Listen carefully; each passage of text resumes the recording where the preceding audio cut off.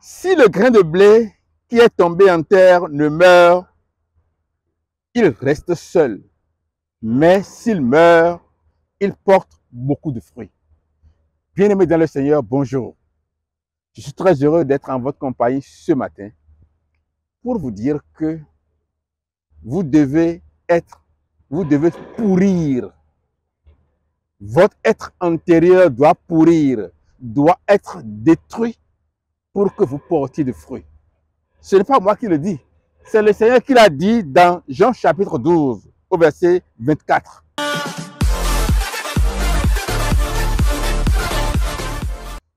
Si le grain de blé qui est tombé en terre ne meurt, il reste seul. Mais s'il meurt, il porte beaucoup de fruits. Bien-aimés dans le Seigneur, bonjour. Je suis très heureux d'être en votre compagnie ce matin pour vous dire que vous devez pourrir. Votre être intérieur doit pourrir, doit être détruit pour que vous portiez des fruits. Ce n'est pas moi qui le dis, c'est le Seigneur qui l'a dit dans Jean chapitre 12, au verset 24. Qui suis-je et qui est-ce que j'étais? Ça ne peut pas être la même personne. Eh bien, sinon, je ne peux jamais porter de fruits. Ton épouse doit constater que mon mari était autrefois arrogant, il était brutal, il était ci, il était ça. Et que depuis qu'il est converti, il est devenu plus sage. Ton épouse doit constater que tu étais différent. Ton mari doit constater que tu étais différente. Pourquoi? Simplement parce que le Seigneur a dit, il parlait de lui-même. Mais aujourd'hui, c'est de nous qu'il est question. En vérité, je vous le dis, si le grain de blé qui est tombé en terre ne meurt, il reste seul. Mais s'il meurt, il porte beaucoup de fruits. Celui qui aime sa vie la perdra. C'est pourquoi je dis que ça se rapporte à nous. Et celui qui hait sa vie dans ce monde la conservera dans la vie éternelle.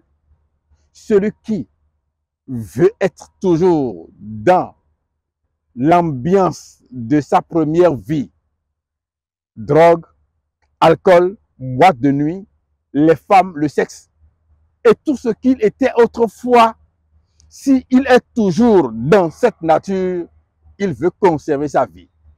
Comme certaines personnes qui pensent que la chair peut continuer de vivre dans le péché. Ils veulent conserver leur vie. Celui qui aime sa vie la perdra. Tu vas perdre ta vie si tu veux la garder. Ah oui, il faut qu'il y ait des mensonges qui sauvent. Donc, je peux mentir et sauver même l'évangile. Voilà. Je peux mentir pour me sauver mon image. Oui. La Bible dit, celui qui aime sa vie la perdra. Tu aimes ta vie et tu n'auras pas la vie éternelle. Mais celui qui aime sa vie la perdra, et celui qui hait sa vie dans ce monde la conservera pour la vie éternelle. Si tu commences par haïr ta propre vie, j'ai constaté qu'en moi, il y a la haine. Je dois faire l'effort avec la puissance de l'esprit pour dominer la haine qui est en moi. Commencer par aimer mes ennemis, pas prier pour eux. C'est une recommandation, c'est une loi. C'est une loi de notre Seigneur. Je constate en moi que je fais du mal à ceux qui sont sous moi. Je dois faire l'effort, grâce à l'Esprit de Dieu, pour dominer cela. Je constate en moi que je n'arrive pas à me contenter de ce que j'ai et que je suis toujours tenté de tricher, de détruire les autres, de leur dérober ce qui leur appartient. Je constate que je détruis les foyers par mes paroles, par mes mensonges. Je crée de la séparation dans les ménages. Lorsque une fille, par exemple, dit à toi, femme âgée, maman, j'ai un problème. Quel problème tu as? Je n'ai pas eu mes règles. C'est toi qui aides les filles à avoir leurs règles, c'est-à-dire à commettre le drame de l'avortement. Il faut qu'à un moment donné, tu sois capable de dire, je m'arrête maintenant. Pourquoi? Parce que, en vérité, je vous le dis, si le blé, si le grain de blé qui est tombé en terre ne meurt, il reste seul. Mais s'il meurt, il porte beaucoup de fruits. Je dois détruire le moi qui est en moi. Je dois tout faire. Je dois tout faire pour comprendre que je dois arrêter la drogue. Je dois arrêter l'alcool. Je dois tout ce que je sais en moi qui me sépare de Dieu. Encore qu'il faut comprendre que le péché souille l'homme et le sépare de Dieu. Ésaïe chapitre 59, versets 1 à 2. Lorsque je fais l'effort donc de détruire celui que j'étais hier, c'est que je meurs. Je me détruis.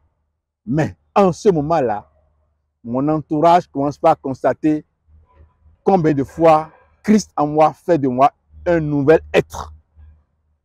Nous voyons souvent des images d'anciens prisonniers, de drogués, qui, à un moment donné, lorsqu'ils rentrent dans le Christ, on montre leurs photos. C'est deux personnes complètement différentes. Si notre intérieur n'entraîne pas le changement de notre apparence, pourquoi est-ce que ces gens-là ont changé de vie? Des personnes qui ont les cheveux arrachés, hein, des plaies dans la bouche, les yeux rouges, défigurés. Quand Christ rentre dans ce corps, ces personnes donc commencent par changer parce qu'ils arrêtent donc leur drogue, ils arrêtent leur, comment je vais dire, leur braquage et consorts. Lorsque on me dit que celui qui était braqueur, s'il se convertit, on me pose la question de savoir, est-ce qu'il va arrêter le braquage? Aujourd'hui, il y a une nouvelle philosophie qui est en train de circuler pour inciter les hommes à rester, à demeurer tels qu'ils sont, pour dire qu'ils sont chrétiens. Mais la Bible nous dit que le grain de blé qui est tombé en terre doit mourir d'abord. Oui, j'étais un homme brutal, un homme sauvage, un homme sans foi, lillois. Voilà, c'est comme ça qu'on les désigne. Braqueur. J'étais un voleur à main armée. Voilà.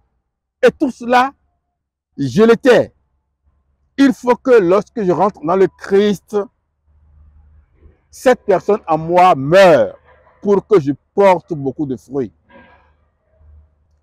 Les parents doivent constater que leur garçon a rencontré Christ. Le garçon qui y a été arrogant, irrespectueux, rebelle, il sort sans permission. Lorsque Christ rentre dans ce corps, il va commencer par d'abord demander pardon à ses parents pour sa vie, autrefois pour les dégâts causés hier, et promettre même à ses parents, observez-moi, à partir d'aujourd'hui, vous ne me verrez plus de cette façon-là. Et ça va commencer effectivement. S'il n'a pas un programme dehors, il ne sortira pas. Et s'il veut sortir, il va dire, je vais à tel endroit, et il va revenir à l'heure. S'il doit rester au-delà de l'heure de permission, il appelle pour dire, ah oui, je suis parti, mais j'ai un empêchement, je n'ai pas vu celui que je cherche. Je vais accuser un peu de retard pour rentrer à la maison. Oui, c'est ça le Christ en nous. Et là, beaucoup de fruits qu'il va porter et que tous les autres parents vont commencer à dire, prenez exemple sur ce grand frère. Il commence par porter de fruits. Ses patrons au service vont constater son changement. Ses collègues vont constater son changement. Sa fiancée ou son fiancé va connaître son changement. Oui, mais s'il demeure tel qu'il est, il n'a pas le Christ en lui.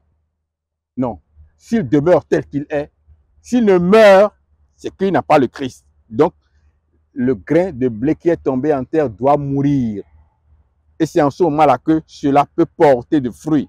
Et c'est pourquoi le verset 26 dit, si quelqu'un se met, si quelqu'un me sert qu'ils me suivent. Et là où je suis, là aussi sera mon serviteur. Si quelqu'un me sert, le Père l'honorera. C'est ça. C'est pour cela qu'il faut absolument que nous soyons conscients de ce que notre vieille nature doit disparaître. Il est dans la circulation, il est arrogant, il insulte tout le monde. Quand Christ va rentrer en lui, quelque chose va changer. Et ce changement va entraîner aussi le fruit de l'esprit dans sa vie. Hein? Parce que le Père va commencer par l'honorer. Jean 12, verset 26. Maintenant, mon âme est troublée. Et que dirais-je? Père, délivre-moi de cette heure. Mais c'est pour cela que je suis venu. Jusqu'à ce que je suis venu jusqu'à cette heure. Il a accepté lui-même aller en terre, mourir, pour nous donner l'image spirituelle de ce que nous devons faire en nous-mêmes. Celui qui a rencontré Christ, sa vieille nature doit mourir pour laisser place maintenant à un nouvel être, une nouvelle personne. La parole de Dieu nous dit dans 2 Corinthiens chapitre 5 verset 17, celui qui s'unit à Christ devient une nouvelle créature. Si tu n'es pas devenu une nouvelle créature dans ton physique et dans ton homme intérieur, tu n'as pas Christ. Que le Seigneur vous fasse grâce. Amen.